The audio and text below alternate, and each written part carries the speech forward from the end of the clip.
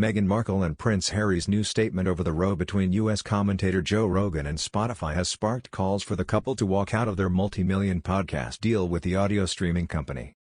As the scandal over the pushing of misinformation about COVID-19 vaccines on Joe Rogan's Spotify podcast continues, the Duke and Duchess of Sussex, whose ties with the streaming giant are under scrutiny, have released a statement through their Archie Foundation in which they say they are committed to addressing the global misinformation crisis.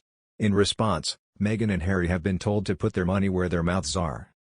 George Grant, who calls himself a millennial monarchist, told his 4,700 followers on Twitter, "I wish Harry and Meghan will follow what they have just asked of Spotify. Meet this moment and walk out of the deal. Harry and Meghan, will you put your money where your collective mouths are?" Others joined Mr. Grant in his view. Michelle Renner said, "I'm disappointed they didn't stand up for truth, in this instance." Anne Rain wrote, "In other words, we are keeping the money." And Elle Macron added, "Weird timing." The Duke and Duchess of Sussex had faced pressure to walk away from their deal with Spotify after musicians Joni Mitchell and Neil Young demanded that their songs be removed from the platform.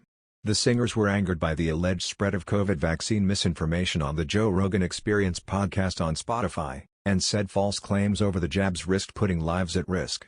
Their high-profile criticism prompted speculation that other big names could follow their example, and Bruce Springsteen's guitarist Nils Lofgren announced his own music was also being removed. A statement from the Sussexes' charity Archie was shared online yesterday by journalist Omid Scobie, co-author of the couple's controversial biography Finding Freedom. It said, "Since the inception of Archie, we have worked to address the real-time global misinformation crisis.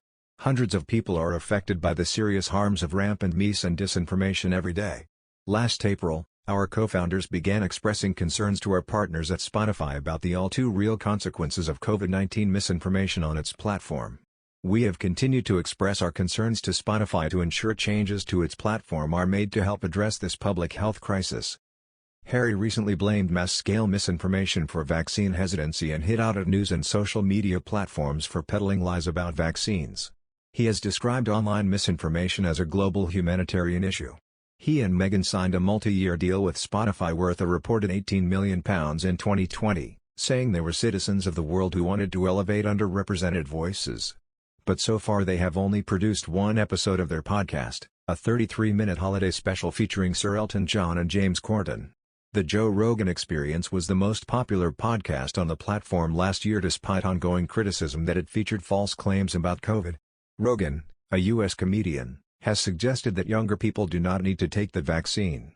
Last month he interviewed Dr. Robert Malone, who was banned from Twitter for spreading COVID misinformation and became a hero in the anti-vaccine community. Spotify, which reportedly paid more than $100 million, £75 million, for the podcast in 2020, said it aimed to balance safety for listeners and freedom for creators. It employs a team of experts to review its content, it said, and more than 20,000 podcast episodes linked to COVID have been removed since the start of the pandemic. Spotify recently advertised for producers to make further shows with Harry and Meghan's Archie project, and said it wanted to launch a new original show with Archie featuring the voices of high-profile women. Meanwhile, Harry is to join Meghan's friend, tennis star Serena Williams, in an online seminar about the power of mental fitness on Thursday.